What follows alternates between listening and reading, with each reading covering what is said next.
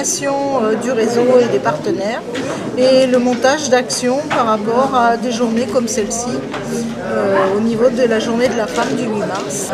Quelles retombées attendez-vous de cette manifestation? Alors la retombée, je l'ai déjà puisque l'important c'est de travailler avec les partenaires en réseau, chose qui est faite. De plus, cette année, on a pu intervenir avec les associations de quartier. Alors pourquoi on a fait sur les canaux? Parce que ça nous a permis de travailler avec la GESC, le Vieux Moulin, l'espace citoyen.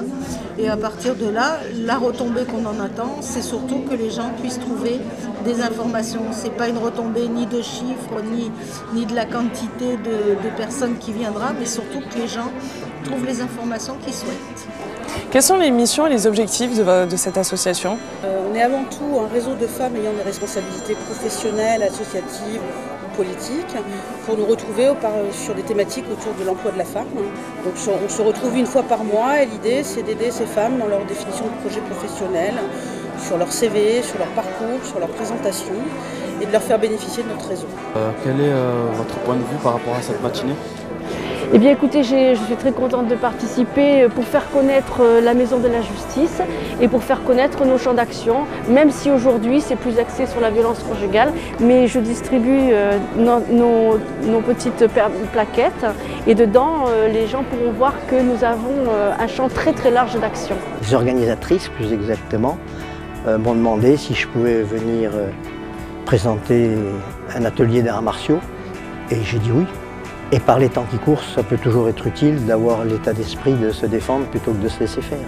Nous sommes venus en particulier proposer et présenter l'espace des projets, tout ce qui va être la proposition d'accompagnement de projets, tout ce qui va être autour de la vie associative et la création d'associations. Je suis présente parce que je représente les femmes créatrices en fait et c'était important je pense de soutenir les femmes, de donner des conseils parce que j'aurais aimé qu'on m'aide de la même manière. Je suis venue pour rechercher une formation parce que jusqu'à ce jour j'ai fait plusieurs travails et qui ne m'ont pas convenu forcément. Je suis ici pour voir tout ce qui existe. Je travaille à mi-temps après 15 ans dans un autre métier et je cherche peut-être un changement dans ma vie et j'espère qu'il y a quelque chose ici qui peut m'intéresser dans une façon sympa et positive. Que pensez-vous de ce genre de manifestation? C'est bien. C'est bien parce que il y a plusieurs employeurs qui viennent, comme ça on se présente, il y a des opportunités, donc c'est bien. Je suis très contente qu'ils commencent à valoriser le travail des femmes, surtout qu'on est souvent mal payé dans notre métier qui est équivalent de cela des hommes. Et je suis sûre qu'il y a beaucoup de femmes ici qui veulent bien profiter de cette journée. Nous, on a une expérience, mais souvent on n'a plus le diplôme qu'on demande, Bac plus 6, Bac plus 7, voilà. Comment on arrive à glisser notre CV auprès de vous, employeurs, pour qu'on ait une petite chance d'entrer au moins au premier entretien, chose qu'on a rarement. C'est d'aller à la rencontre de certains d'entre eux en disant, selon vous, quels pourraient être mes apports potentiels et concrets, et selon quelle dimension, quoi. Mais je crois beaucoup à ça, et ça veut dire que c'est pas forcément en envoyant, mais ça les spécialistes du recrutement, c'est pas du tout mon domaine, je suis nulle là-dedans, mais ça veut dire qu'il faut peut-être avoir une approche différente, pour justement pas être dans le pipe du tronc commun, parce que vous êtes différents. Donc pour vous, plus vous avez d'informations à donner lors de l'entretien, donc plus vous avez préparé au préalable les outils que vous pouvez mettre à disposition, votre plus-value en quelque sorte, et plus vous avez aussi de chances que l'entretien puisse être pour vous une opportunité de réaliser ça. Nous les jeunes c'est toujours, des fois de mon expérience on n'en a pas malheureusement, des fois les patrons je dis qu'il faut bien qu'on commence quelque part. Mais après ça aboutit pas ou ça aboutit à quelque chose. Moi je sais que pour les Leaderprice, j'ai pas arrêté de les appeler, j'ai pas arrêté de me présenter. Au bout d'un moment il m'a appelé, il m'a dit venez j'ai besoin de quelqu'un. Après pour nous les jeunes c'est pour tout le monde, c'est pas partout pareil, c'est dur, la vie elle est dure maintenant. Il faut qu'on mange, il faut qu'on s'habille, il y a plein de choses à faire. Donc c'est important de faire coucou régulièrement. Donc c'est important d'avoir ces démarches très actives et proactives. C'est important de participer à 10 journées de la femme comme aujourd'hui. C'est important effectivement d'aller là où il y a de l'humain qui passe, de la relation humaine, parce que la base, c'est là. Il faut aussi travailler, hein, comme vous dites, il faut en vouloir, sans agresser les gens, mais il faut être régulier dans son action. Que pensez-vous de ce genre de manifestation? Que ce soit moins impersonnel. Moi j'ai trouvé que c'était trop impersonnel, qu'on n'était pas vraiment pris, nos souhaits, nos désirs n'étaient pas vraiment pris en compte.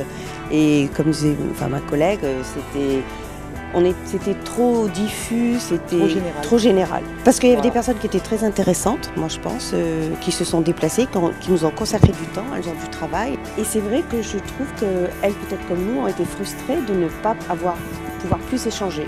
Pourquoi êtes-vous présente aujourd'hui à cet événement ? Alors c'est à double titre, même triple titre. Le premier, c'est qu'effectivement je représente une profession qui est l'hôtellerie-restauration. La deuxième, c'est que je suis une femme et qu'on est dans le cadre de la journée de la femme. Et la troisième, c'est également que depuis un peu plus d'une dizaine d'années maintenant, j'accompagne des jeunes à la mission locale dans le cadre du parrainage de la mission locale. Donc ça fait 3 bonnes raisons de venir ici aujourd'hui. Donc ce qui m'intéressait sur la journée d'aujourd'hui, c'est de montrer le rôle de la femme chez nous. Puisque je pense qu'on est une entreprise modèle, puisque nous sommes, j'ai bien vérifié les chiffres avant de venir, et j'ai 2 tiers de personnel féminin pour 1 tiers de masculin, donc on est au-dessus de la norme. J'ai fait appel à un certain nombre de chefs d'entreprise que je connaissais, et moi-même étant chef d'entreprise sur Salon, il me semblait important pour la Journée internationale de la femme d'être présente pour répondre aux questions des demandeurs d'emploi présents. Quels sont pour vous les avantages et les inconvénients d'avoir une femme au sein de votre entreprise? Alors les avantages, c'est qu'en fait aujourd'hui, dans notre secteur d'activité où on recherche du monde pour travailler tôt le matin, 6 jours sur 7, donc c'est assez pénible, on ne trouve pas de garçons. La femme, à mon sens, est beaucoup plus résistante au niveau des jobs qu'on demande. Les avantages, donc c'est déjà les compétences en général. Quand elles veulent quelque chose, elles sont parfois plus, je dirais, elles vont un petit peu plus loin, elles mettent leurs qualités, leurs compétences un petit peu plus en avant. Elles sont tenaces. Ensuite, je dirais, par rapport aux inconvénients, c'est surtout effectivement ce que je disais, pouvoir qu'elles puissent allier la vie personnelle et la vie professionnelle, parce que dans le monde de l'hôtellerie et restauration, on travaille à des moments où les gens se reposent. Depuis 1993, donc date de création de votre structure, quelle évolution avez-vous pu observer dans l'employabilité des femmes? Bon, particulièrement sur le territoire, c'est vrai, j'ai beaucoup travaillé sur le territoire de Marignane et Vitrolles, où la problématique était moins importante, sur Sainte-Provence.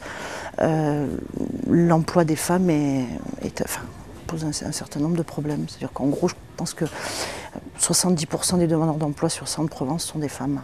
Et finalement, est-ce qu'à poste égal, une femme a les mêmes compétences qu'un homme? Ah bah oui.